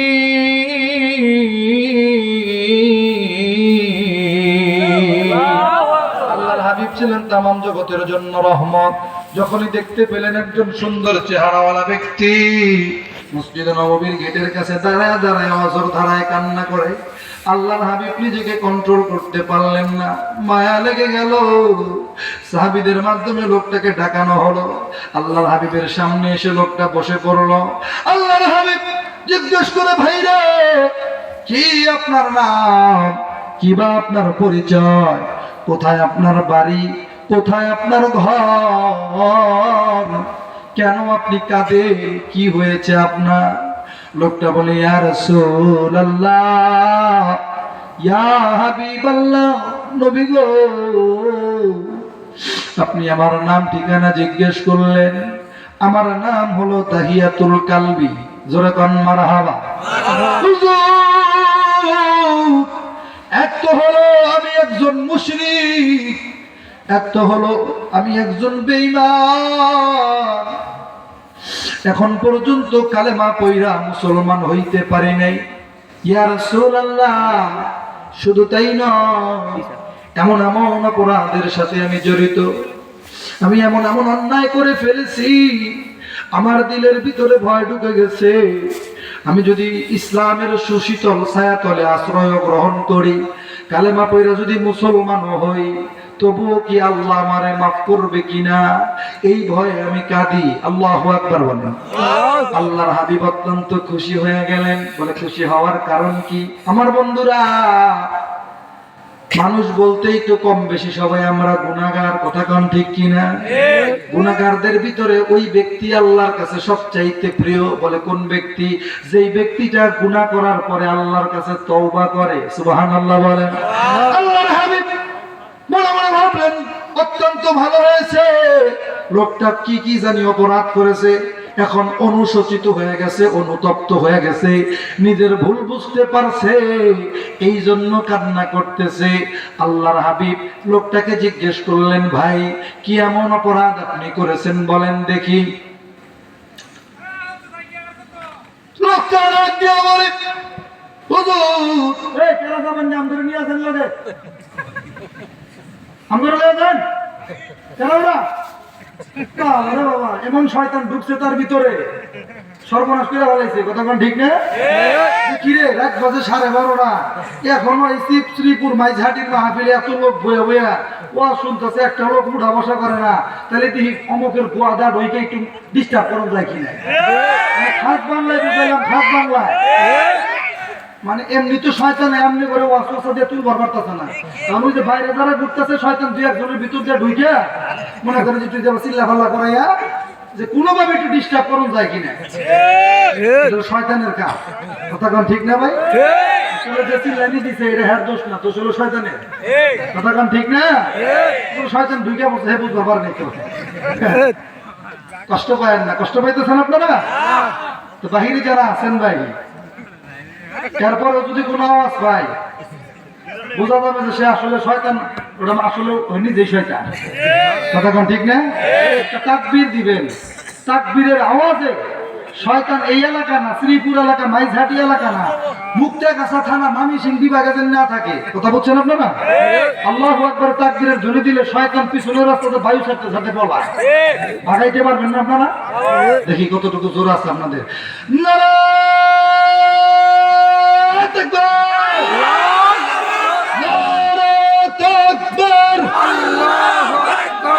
মাশাআল্লাহ। আমার বন্ধুরা, রাত্রি বাজে 12:21, আপনাদের যে ইমানের জোর আর যে জোরে আল্লাহু আকবারের আওয়াজ দিচ্ছেন ভাই, শুধু শয়তান বাঁচছে তা না, আমার দিল বলে যে আওয়াজ আর যে ইমানের স্পিরিট আপনাদের মনে হইতেছে এখন কেবল মাগরিবের নামাজ পড়ে বললাম, কথা কোন ঠিক কিনা? আপনাদের এই আওয়াজ প্রমাণ করে আগামীর বাংলাদেশ হবে কোরআনওয়ালাদের বাংলাদেশ। আপনাদের এই আওয়াজ প্রমাণ করে আগামীর বাংলাদেশ হবে ইসলামপন্থীদের বাংলাদেশ। রাগ করলেন, কষ্ট পাইলেন? মাশাআল্লাহ, আল্লাহ আমাদের সবাইকে কবুল করুক, আমিন বলেন। আর 10-15 মিনিট চলবে, তারপরে ওই যে হেললোকে আমরা একসাথে যাই, তাই না? কইলু বাদ যাই গে, আরে মানুষ রে ভাই, তাই এত জোরে কর নাকবো, এনে আইলে একটু আমরে জানাইলে তো আমরা মাইক দিয়ে কয়ে দিতাম। কথা কন বাজান, ঠিক না? কইলু যাই গে, আরে আওয়াজ রে ভাই। যে তাকবীর দিছেন, শয়তান মামিসিং ডিস্ট্রিক্টে থাকার কথা না ভাই, কথা বল ঠিক কিনা? নেত্রকোনা ছেড়ে গেছে গা, সুনামগঞ্জ গেছে গা করে শয়তান। এরপরেও যদি কে কারো আওয়াজ ভিতর থেকে শোনা যায়, বুঝতে হবে যে আসলে ওই ইবলিস শয়তান না, এটা হলো খান্নাস, মানে ও নিজেই শয়তান। আল্লাহ হেফাজত করুক, আমিন বলেন। আসলে আমরা যারা বক্তা, আপনাদের শ্রোতাদের মোটিভ দেখলে আমরা বুঝি যে ওয়াজ আরো 10 মিনিট চলবো কি চলবো না। ভাই, অনেক মাহফিল আছে এরকম, দেখি আমরা মানে বিভিন্ন জায়গায় মাহফিল শেষ করে যাওয়ার সময় দিয়ে অনেক জায়গায় বয়ান চলতেই আছে। মনে করেন এক মাহফিলে গেটের সামনে যে ব্রেক দিছি, এই যে প্রধান বক্তা 1:30, প্রধান বক্তা ওয়াজ করতেছে, লোক সামনে বয়ে রয়েছে 8 থেকে 9 জন, এর থেকে বেশি হবো না, অথচ বিশাল প্যান্ডেল, 8 থেকে 9 জন লোক বয়ে রয়েছে, প্রধান বক্তা ওয়াজ করতেছে। তখন আমি কিছুক্ষণ দেরি করলাম, একটা মাদ্রাসার ছাত্র দেখলাম, তো ডাক্তার ভাই একটা পোস্টার আনিয়েছি জায়গাটার ঠিকানার জন্য, আমি জায়গার নাম বলবো না। তো পোস্টারটা পড়ে দেখি বক্তা পোস্টারের ভিতরে 17 জন। কয়জন? মাশাআল্লাহ, 17 জন উলামায়ে কেরামকে দাওয়াত করছে তারা। জোহরের পর থেকে পর্যায়ক্রমে আলোচনা চলতেছে, প্রধান বক্তা পর্যন্ত যা ঠেকছে, তো আমরা 1:30 বাজে তুমুল বেগে ওয়াজ চলতেছে, লোক হলো 9 জন। কয়জন? আমি দেখছি, আমি শুরু করার পরে এখনো লোক 2-1 করে ঢুকতেই আছে। মারহাবা বলেন, আরো জোরে বলেন মারহাবা। আমি যদি দেখলাম যে আপনাদের ইমানের জোর কম, ওয়াজ শোনার মতো আপনাদের মন মানসিকতা নাই, উঠা বসা করতেছেন, জুম পারতেছেন, তাহলে তো আমি নিজেই 20 মিনিট ওয়াজ করে নিজের মান সম্মান বাঁচায় নিজেই যাইতাম না। কথা কোন ঠিক না? মানুষ আমার ওয়াজ শুনতেছে না, খালি জায়গা পেলে আমিও যাই। যেহেতু আমি দেখতেছি এখন পর্যন্ত, এই যে এখন একজন লোক ভিডিও বলে, এই মাত্র ওই যে আমি যে বললাম এখন একজন বলছে, কি বুঝছে না? এইভাবে 2-4 জন করে খালি ঢুকতেই আছে। ওই যে হ্যার কথা হয় না, যেন আমরা বিভ্রান্ত না, যেন উজাই গে কোন যাবা। হ্যাঁ, আমার চাইতে দূরে আপনি গোবারি না, দোয়া করে দেবো। আল্লাহ কবুল করুক, আমিন বলেন। আরো জোরে কর আমিন। মাশাআল্লাহ। সম্মানিত হাজিরিন, গভীর মনোযোগ দেন, দিলটা নরম করে দেন। এইবার তাহিয়াতুল কালবি বলতেছে, মনে আছে না? ভুলে গেলেন? এখন কাঁদবেন আপনারা, এখন কাঁদার টাইম হয়ে গেছে, রাত্রিও গভীর হয়ে গেছে। দুনিয়ার দরজা জানালা বন্ধ হইলেও আল্লাহ পাকের রাত যত গভীর হয়, আল্লাহর রহমতের দরজা তত খুলতে থাকে। সুবহানাল্লাহ বলেন। দিলটা নরম করে দেন, দিলটা একদম আল্লাহর দিকে রুজু করে দেন। তাহিয়াতুল কালবি বলে, হুজুর এমন এমন অপরাধ আমি করে ফেলেছি, আইয়ামে জাহিলিয়াতের যুগের অনুসারী মানুষ আমি। হুজুর আমাদের বংশের, আমাদের গোত্রের মানুষেরা কন্যা সন্তান হইলে পছন্দ করে না। আমাদের গোত্রের মানুষ ছেলে সন্তান হইলে খুব আদর যত্ন করে লালন পালন করে, আর কন্যা সন্তান হইলে জীবিতই মাটির নিচে পইতা ফালায়। নাউজুবিল্লাহ বলেন। ইয়া রাসূলুল্লাহ, আইয়ামে জাহিলিয়াতের যুগের অনুসারী হইয়া একজন নয়, 2 জন নয়, একে একে 4 জন কন্যা সন্তান আমি জীবিত মাটির নিচে পইতা ফালাইছি। নাউজুবিল্লাহ বলেন। দেখেন আল্লাহ পাক কেমন রহমান, কেমন গফফার, কেমন সাত্তার, কিভাবে আল্লাহ মানুষকে মাফ করে। দিলটা নরম কইরা, দিলের কান খাড়া করে দিবেন, আর কোনো নড়াচড়া করবেন না। আমার যুবক বন্ধুরা, কলিজার টুকরারা, সকলেই দিলের কান লাগায়া শুনতে হবে। তাহিয়াতুল কালবি বলে, হুজুর আমি 4টা কন্যা সন্তান জীবিত মাটির নিচে পইতা ফালাইছি। শুধু তাই নয় গো ইয়া রাসূলুল্লাহ, 5ম নম্বরে যখন আমার স্ত্রীর গর্ভে 5 নম্বর সন্তানটা যখন আসলো, 5-6 মাসের গর্ভবতী হয়ে গেল আমার স্ত্রী। আমি একজন ব্যবসায়ী মানুষ, ব্যবসার কাজে আমাকে দূর দেশে সফর করা লাগবে। আমি আমার স্ত্রীকে ওসিয়ত করলাম, ডাক দিয়া বললাম, বউরে তুমি তো জানো আমরা মেয়ে সন্তান, কন্যা সন্তান পছন্দ করি না রে। এই জন্য 4টা কন্যা সন্তান আমি জীবিত মাটির নিচে পইতে ফেলাইছি। 5 নম্বর সন্তানটা তোমার গর্ভে এসেছে। আমি ব্যবসার কাজে দূর দেশে সফরে যে চলে যাইতেছি, কবে ফিরবো তার কোনো স্টেশন নাই, ঠিক নাই। আমি তোমারে ওসিয়ত কইরা গেলাম, তোমার গর্ভ থেকে বাচ্চাটা যদি ছেলে সন্তান হয়, পুত্র সন্তান যদি হয়, তুমি রাখবা, আদর যত্ন কইরা লালন পালন কইরা বড় বানাবা। আর যদি আবারও তোমার গর্ভ থেকে কন্যা সন্তান হয় রে, আমি যেন ব্যবসার কাছ থেকে বাড়িতে ফিরে আইসা ওই মেয়ের চেহারা আমার না দেখুন লাগে। যদি পারো লবণ খাওয়াইয়া অথবা গলা টিপা যেইভাবেই পারো রে, মেয়েটারে তুমি হত্যা কইরা ফালাবা। নাউজুবিল্লাহ বলে। ইয়া রাসূলুল্লাহ, এই ওসিয়তটা কইরা আমি ব্যবসার কাজে বহু দূরে সফরে চলে গেলাম। 1 দিন নয়, 2 দিন নয়, 1 বছর 2 বছর নয়, দীর্ঘ 6-7 বছর পরে আবার আমি বাড়িতে ফিরলাম। ঘরের ভিতরে পয়সা আছি, হুজুর আমি দেখতে পেলাম অপরূপ সৌন্দর্য মণ্ডিত একজন পূর্ণিমার চাঁদের মতো ফুটফুটে একটা বাচ্চা আমার সামনে দিয়া ঘোরাঘুরি করে। মাঝে মাঝে আমারে আব্বা বলে ডাক দেয়, আবার মুস্কি হাসি দিয়া একটু পলায়, আবার আইসা মুস্কি হাসি দিয়া আমাকে আব্বা বলে ডাক দেয়, আবার দৌড়ে দরজার আড়ালে চলে যায়। আমি আমার স্ত্রীকে ডাকলাম, ডাক দিয়া বললাম, বউরে, এই যে অপরূপ সৌন্দর্য মণ্ডিত পূর্ণিমার চাঁদের মতো ফুটফুটে সুন্দর এই বাচ্চাটা, এই মেয়েটা কার মেয়ে রে? এত সুন্দর চেহারাওয়ালা মেয়ে। কিছুক্ষণ পর পর মুস্কি হাসি দিয়া আমারে আব্বা বইলা ডাক দেয়, আবার চইলা যায়। ইয়া রাসূলুল্লাহ, আমার স্ত্রীকে এই কথাটা জিজ্ঞেস করার পর আমার স্ত্রী থর থর করে কাঁপাকাঁপি শুরু করছে। আমার কথার জবাব ঠিক মতো দিচ্ছে না। বারবার জিজ্ঞেস করার পর এক পর্যায়ে আমার স্ত্রী আমাকে বলে, প্রাণের স্বামী গো, কেমনে করে বলি, বলতেও ভয় লাগে, না বললেও তো উপায় নাই। স্বামী গো, আপনি আমার গর্ভে 6 মাসের বাচ্চা রাইখা গিয়েছিলেন, আমাকে বলেছিলেন ছেলে সন্তান হইলে রাখার জন্য, আদর যত্ন করে পালন করার জন্য, মেয়ে হইলে মাইরা ফালানোর জন্য। স্বামী গো, সন্তানটা ভূমিষ্ঠ হওয়ার পর আমি দেখলাম আমার 5ম নাম্বার বাচ্চাটাও ছেলে হয় নাই রে, এইবারও আমার মেয়ে সন্তান হইছে। ভালো করে লক্ষ্য করে দেখলাম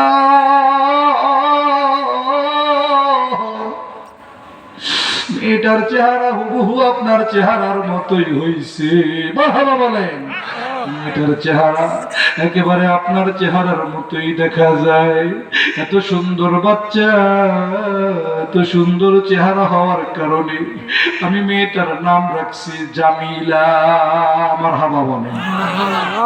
স্বামী গো, আজকে দেখেন মেয়েটা 6-7 বছর হয়ে গেছে, কত সুন্দর তোতা পাখির মতো কথা বলে। যদি এতদিন আপনার সাথে সাক্ষাৎ হয় নাই, স্বামী গো, মাঝে মাঝে এই মেয়েটা বাচ্চাদের সাথে খেলাধুলা করা অবস্থায় মাঝে মাঝেই দৌড়ে আমার কাছে আসতো। আইসা বলতো, আম্মা, কত বাচ্চাদেরকে তাদের বাবায় হাতে ধইরা ধইরা নিয়ে কোলে কইরা লইয়া বাড়িতে যায়, দোকানে যায়, বাজারে যায়, আমার কি আব্বা নাই? আমার আব্বা গেছে কোথায়? স্বামী গো, তখন আমি জামিলাকে বলতাম, তোমার আব্বা আছে, কিন্তু ব্যবসার কাজে সফরে গেছে, একদিন আসবে। মেয়েটা আপনাকে না দেখেই দেখেন আপনার কতটা ভক্ত। আজকে জীবনের প্রথম আপনাকে দেখছে, এরপরও আপনার কাছ থেকে একটু আদর নেওয়ার জন্য কেমন ঢং ঢং করতেছে, একটু মুস্কি হাসি দেয়, আব্বা বলে ডাক দেয়, আবার একটু পলায়, আবার আব্বা বলে ডাক দেয়, আবার পলায়, যেন আপনি মেয়েটাকে আদর করে কাছে নেন। কথা কোন ঠিক কিনা? আমার বন্ধু, আমার বাবা দিনে দাহিয়াতুল কালবির স্ত্রী ডাক দিয়া বলে, স্বামী গো, যদিও আপনি মাইরা ফালাইতে বলছিলেন মেয়ে হইলে, কিন্তু আমি তো মা 10 মাস 10 দিন গর্ভে ধারণ করেছি স্বামী, আমার আত্মায় কুলায় না, আমি মেয়েটাকে মারতে পারি নাই। আজকে দেখেন কত বড় হয়ে গেছে, আমি আপনার হাতে ধরি পায়ে ধরি গো স্বামী, মেয়েটাকে আপনি মাইরেন না। ইয়া রাসূলুল্লাহ, ইয়া হাবিবাল্লাহ, আমার মেয়েটা আমার হাতে ধরে, আমার স্ত্রী আমার হাতে ধরে পায়ে ধরে, মেয়েটার জীবন ভিক্ষা চায়। তাৎক্ষণিক আমি কিছু বললাম না, ঘর থেকে বের হয়ে গেলাম, একটু পাইচারি করতে থাকলাম, এদিক থেকে ওদিক যাই, ওদিক থেকে এদিক, এরকম হাঁটাহাঁটি করি। আর আমার মনের ভিতরে একটাই চিন্তা যে আমার মেয়েটা একদিন বড় হবে, এত সুন্দর চেহারাওয়ালা মেয়ে হয়েছে, এলাকার বকাটে ছেলেরা তাকে টিজিং করবে, উত্তপ্ত করবে, ডিস্টার্ব করবে, আর আমাদের বংশের লোকেরা, আমার সমাজের লোকেরা আমার এই গালমন্দ করবে যে দাহিয়াতুল কালবি একটা মেয়ের বাপ। নাউজুবিল্লাহ বলেন। এই জামানার মানুষেরা মেয়ের বাপ মা, মেয়ের বাবা হওয়াটাকে তারা অপমানের জিনিস মনে করত, অপমান বোধ মনে করত, নিচু মনে করত, এই জন্য মেয়েদেরকে মাইরা ফালাইতো। দাহিয়াতুল কালবি বলে, হুজুর শয়তানের ধোঁকায় বোকা হইয়া মূর্খতা আর জাহালাত এমন ভাবেই আমাকে পেয়ে বসলো গো ইয়া রাসূলুল্লাহ। আমি আবারও ঘরের ভিতরে প্রবেশ করলাম, আমার স্ত্রী জামিলার আম্মাকে আমি বললাম, বউরে দীর্ঘ 6-7 বছর পর বাড়িতে আসলাম, অনেক দিন হলো শ্বশুর বাড়িতে বেড়াইতে যাই না, একটু তাদের সাথে সাক্ষাৎ করা প্রয়োজন। স্ত্রী বলে, ঠিক আছে যান। বলে, না না না, আমি একা যাব না রে, তোমার মেয়ে জামিলারে একটু সাজায়া দাও, আমি জামিলারে নিয়ে ওর নানির বাড়িতে একটু বেড়াইতে যাইতে চাই।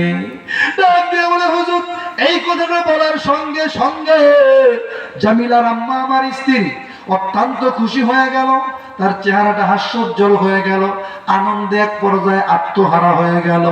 সে মনে মনে ভাবলো, আমার দিলটা হয়তো নরম হয়ে গেছে, আমি হয়তো জামিলার মায় পড়ে গেছি, আমি হয়তো আমার এই মেয়েটাকে আর মারবো না। আমার স্ত্রী এটাই ধারণা করে নিল।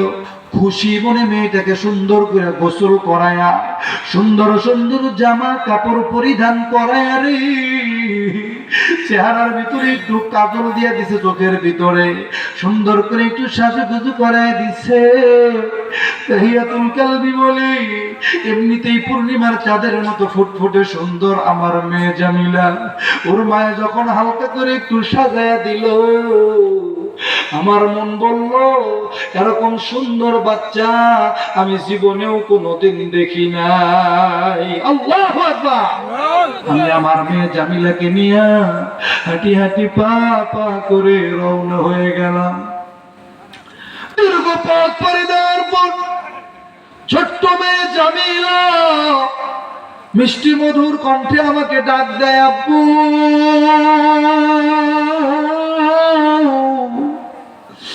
আজকে আপনি আমাকে কোন রাস্তায় নানুর বাড়ি নিয়ে যান?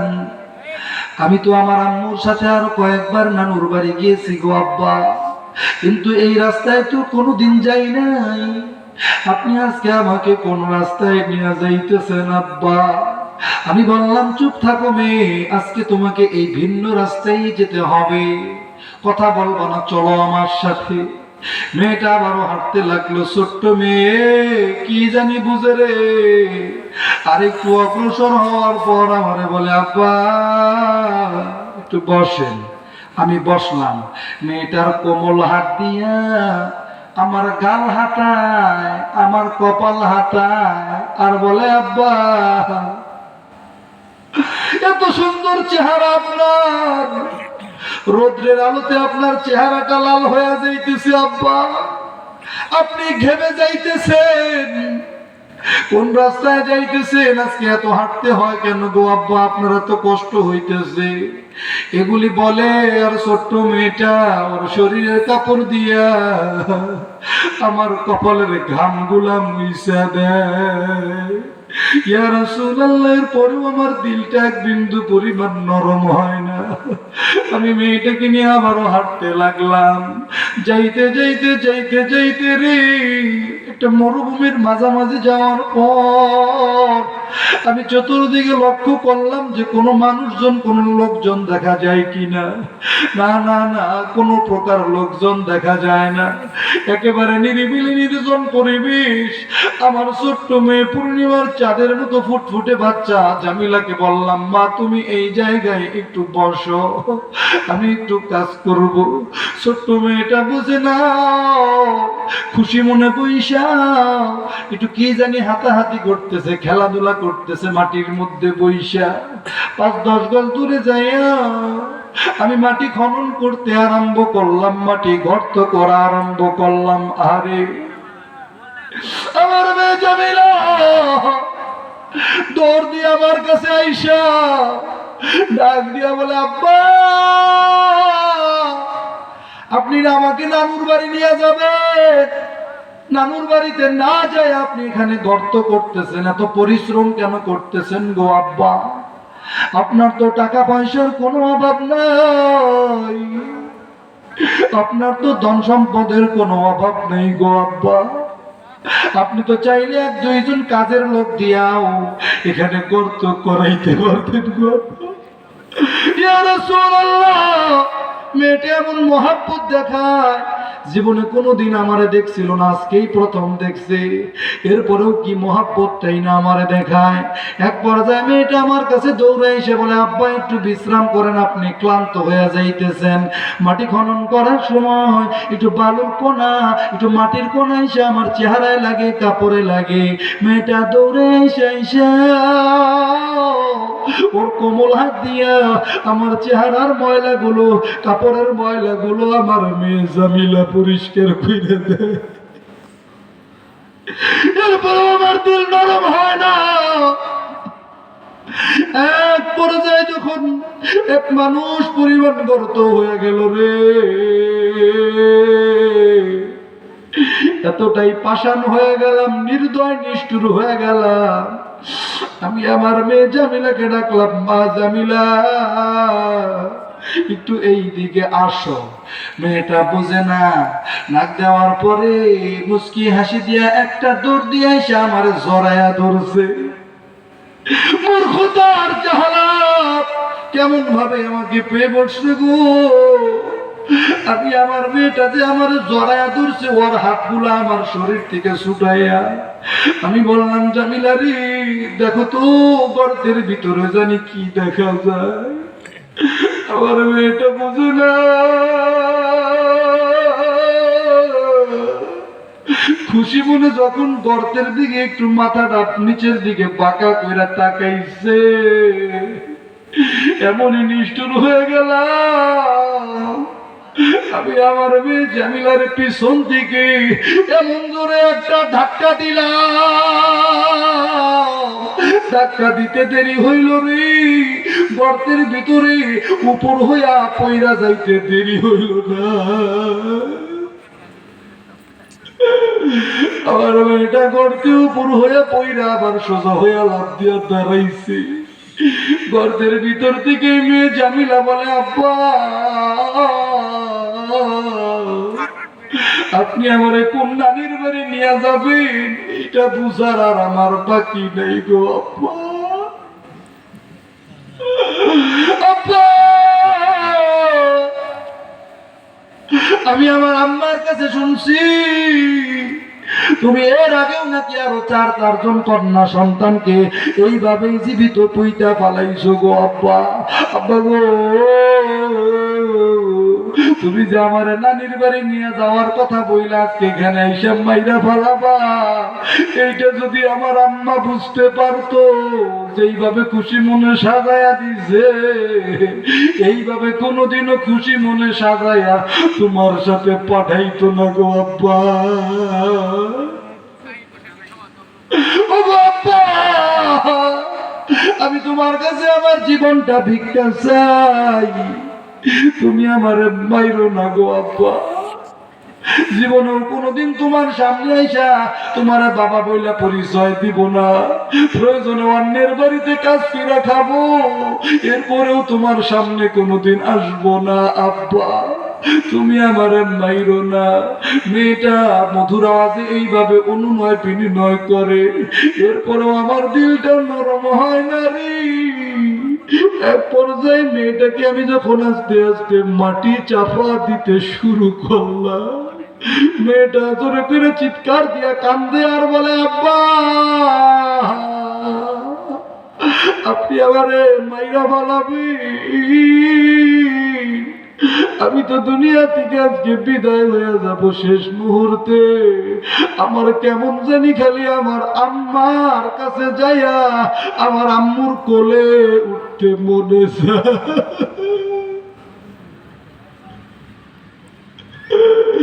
আব্বা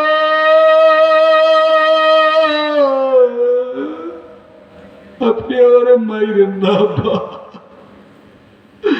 ইয়া রাসূলুল্লাহ, এরপরেও আমার দিলটা নরম হয় না। মাটি চাপা দিতে দিতে রে এক পর্যায়ে আমার মেয়ে জামিলার গলা পর্যন্ত যখন হয়ে গেল, শুধু মাথাটা বের হয়ে আসি, মেয়েটা বড় বড় করে তাকাইয়া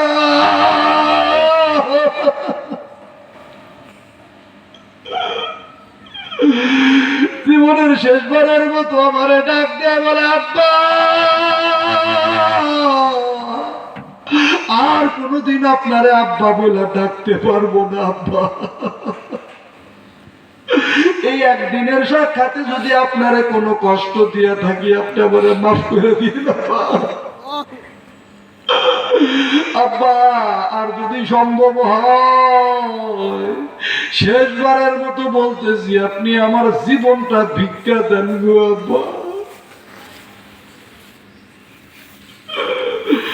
এরপরও আমার দিলটা নরম হয় না রে।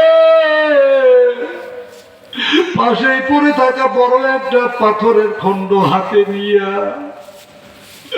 আমি আমার ছোট্ট মেয়ে জামিলার মাথা বরাবর এমন জোরে একটা ঢাল দিলাম, ঢাল দিতে দেরি হইল, জামিলার কচি মাথায় ঢালের আঘাত লাইগা মাথাটা টাস করে পাইটা কল কল করে রক্ত পড়া আরম্ভ হয়ে গেল।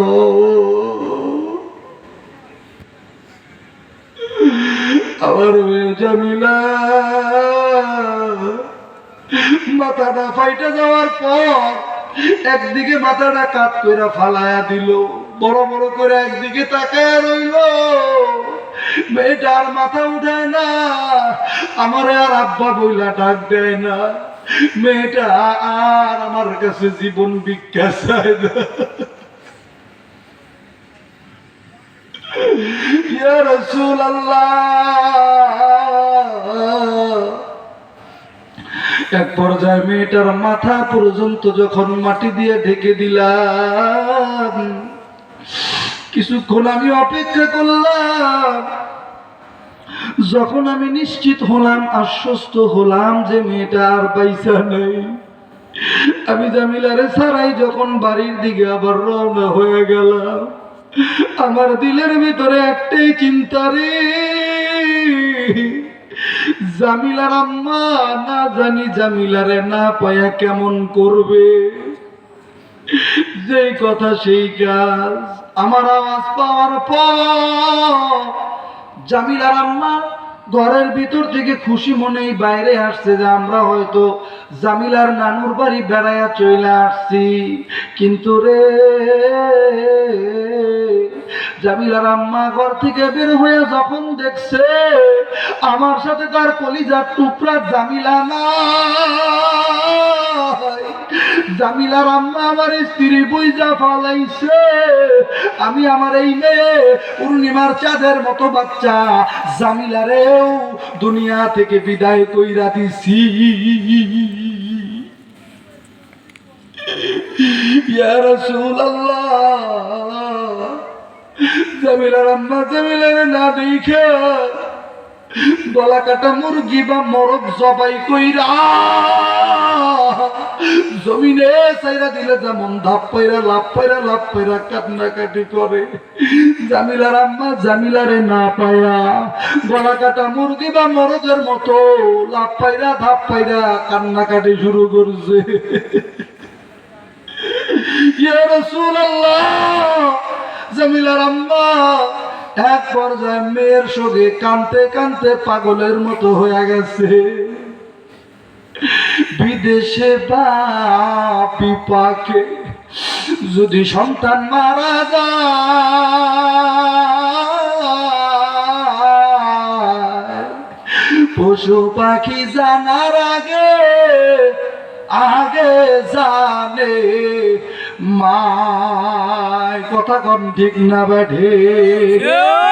তোর কালকে বলে হুজুর, আমার স্ত্রী আমার সঙ্গে আর ঠিক মতো কথা বলে না, ঠিক মতো খাওয়া দাওয়া করে না, ঠিক মতো ঘুমায় না, খালি জামিলার জন্য কান্নাকাটি করে।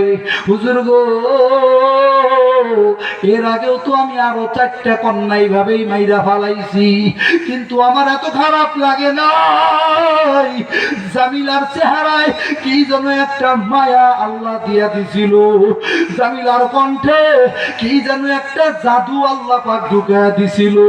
ওরে মারার পর থেকে আমি যেখানেই যাই, যেই কাজেই যাই না কেন, আমার মনে হয় খালি ওই জামিলার ওই মধুর কণ্ঠের আব্বা আব্বা, ওই মধুর কণ্ঠের ডাকটাই খালি আমার কানে বাজতে থাকে। আমার চোখের সামনে খালি ওই জামিলার চেহারাটাই খালি ভাসতে থাকে। আল্লাহু আকবার, আল্লাহু আকবার। ইয়া রাসূলুল্লাহ, আমি এই জন্যই কাঁদতেছি। আমি আপনার কাছে জানতে চাই যে আল্লাহ পাক রব্বুল আলামিন আমার মতো নাফরমানকে, আমার মতো নিষ্ঠুর নির্দয়কে আল্লাহ পাক কি মাফ করবে? আল্লাহ রাসূল এই ঘটনা শুই না অজর ধারায় তিনিও কান্না করতেছেন। আল্লাহু আকবার বলেন। আল্লাহর হাবিব বলতেছে, হায় হায়, এইরকম নিষ্ঠুর মানুষ থাকতে পারে? নিজের সন্তান নিজে হত্যা করছে এইভাবে। দীর্ঘ টাইম আল্লাহ রাসূল নিজেই কান্না করলেন। এক পর্যায়ে স্বাভাবিক হইয়া লোকটাকে বললেন, ভাই রে, আমার আল্লাহ তো বহুত বড় দয়ার সাগর, করুণার আধার। সুবহানাল্লাহ বলেন। দাহিয়াতুল কালবি রে, আমার বিশ্বাস তুমি যদি আজকে তোমার পূর্বের সব গুনাহগুলা ছাইরা দিয়া, অপরাধ ছাইরা দিয়া একেবারে আল্লাহর দিকে ফিরতে পারো, তোমার পিছনের সমস্ত অপরাধের জন্য তুমি অনুতপ্ত, অনুশোচিত, লজ্জিত হতে পারো, আর বাকি জীবনে এই ধরনের কোনো অপরাধ তুমি করবা না, এই মর্মে আল্লাহর সাথে প্রতিজ্ঞাবদ্ধ হতে পারো, আমার বিশ্বাস তুমি যদি আজকে কালেমা পড়ে মুসলমান হয়ে যাও, ইসলামের সুশীতল ছায়াতলে যদি তুমি আশ্রয় গ্রহণ করতে পারো রে দাহিয়াতুল কালবি, আমার বিশ্বাস আমার আল্লাহ তোমাকেও মাফ কইরা দিবে। আর একটু আস্তে সুবহানাল্লাহ বল, আর একটু আস্তে কর না সুবহানাল্লাহ। আমি আপনাদের কাছে জানতে চাই, ওই যে দাহিয়াতুল কালবি, এক তো ছিল মুশরিক বেঈমান, দ্বিতীয়ত নিজের একটা না দুইটা না 5টা কন্যা সন্তান জীবিত পইতা ফালানোর পরেও আল্লাহ পাক যদি তারে মাফ করতে পারে রে ভাই, আমারে আপনারে কি ওই আল্লাহ মাফ করতে পারে না? জোরে বলেন, পারে না? দরকার খালি একটা খাঁটি তওবা। জোরে কোন কিসের দরকার ভাই? আরো জোরে কোন কিসের দরকার? একটা খাঁটি তওবার দরকার ভাই। সারাদিন আস্তাগফিরুল্লাহ আস্তাগফিরুল্লাহ ইস্তিগফারের জপনা জপে। মনে করেন একজন মানুষ ফজরের নামাজের পরে 1000 বার ইস্তিগফার পড়ছে, বাড়িতে এসে নাস্তা পানি করছে, কোদালটা কান্দে নিয়া, মাটি কোবায় যে আমরা বলি কোদাল, আপনারা কি বলেন? কোদালটা কান্দে লইয়া খেতে গেছে, জমিনের মাঝখান দিয়া যখন কোবায়, কোপগুলা একটু ঘন ঘন দেয়, আল্লাহর বান্দা যখন আইল বাতরের কাছে যায়, কোপটা একটু বড় করে ফালায়। কথা কি বুঝছেন? তাহলে ক্ষেতের মাঝখান দিয়া ঘন কোপ দিল, আইল বাতরের কাছে যে বড় করে কোপটা কিসের জন্য ফালাইলো ভাই? নিজের ব্যাপারে অন্যের সাফায় ধাক্কা সাফায় দেওয়ার জন্য। কথা কোন ঠিক না বাজা? আমি বুঝাইতে চাইলাম যে 1000 না 1 কোটি বার ইস্তিগফারের জপনা জয় পাও, যদি গুনাহ না ছাড়তে পারে, বান্দার হক মাইরা দেওয়া এটা ছাড়তে না পারে, তাহলে ওর 1 কোটি বার ইস্তেগফারের চাইরানার মূল্য আল্লাহর কাছে নাই। কথা কোন ঠিক না ঠিক? আল্লাহর কাছে দরকার খালি একটা খাঁটি তওবা, একটা খাঁটি ইস্তেগফার। তওবার পূর্ব শর্ত মাইনা যদি তওবা করতে পারেন, শর্তগুলি মেনে খালেস দিলে একবার বলবেন আস্তাগফিরুল্লাহ, বলেন না আস্তাগফিরুল্লাহ, একবার বলবেন আস্তাগফিরুল্লাহ, বলতে দেই হবে। আল্লাহ বলে আমি আমার গুনাহগার বান্দা বান্দির খাঁটি তওবা কবুল কইরা ওর ওই ইস্তিগফার একবার বলতে খালি বলার লগে লগে ওর পিছনের জীবনে সব গুনাহ খাতা সমুদ্রের ফেনা পরিমাণও যদি গুনাহ থাকে আমি আল্লাহ মাফ করে দিব। আরো জোরে বলেন। কষ্ট পাইছেন আমার কথায়? আলোচনায় কষ্ট পাইছেন? তাহলে খাঁটি দিলে তওবা কইরা আমরা মরতে চাই তো ইনশাআল্লাহ। কবে বানি তওবা করবো, কবে বানি মরবো, নিঃশ্বাসের বিশ্বাস নাই, মুহূর্তের 1 সেকেন্ড ভরসা নাই ভাই।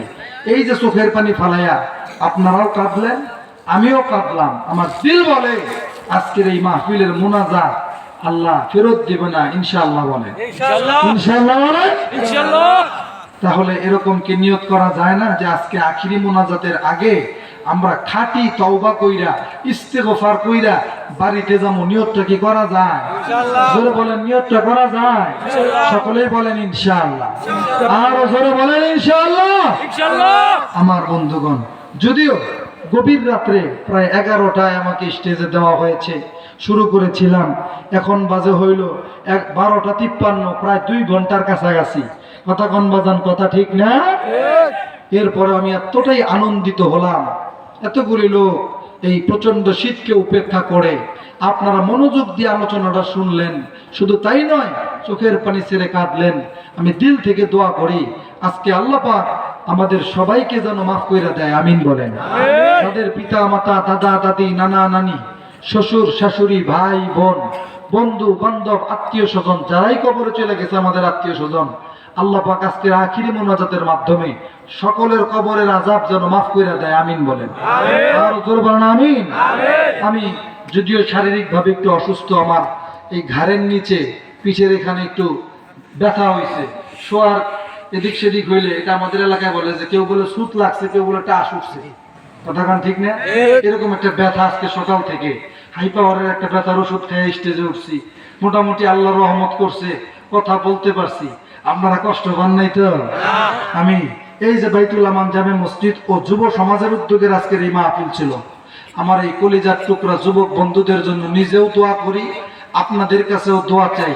আল্লাহ পাক যেন আমার এই কলিজার টুকরা যুবক বন্ধুদেরকে যারাই এই মাহফিলের সাথে রিলেটেড মানে সম্পর্কিত সম্পৃক্ত, আল্লাহ পাক সবাইকে যেন দুনিয়ায় এবং আখিরাতে উভয় জাহানে সকল প্রকার কল্যাণ দান করে এবং অকল্যাণ থেকে যেন সবাইকে হেফাজত করে, আমিন বলে।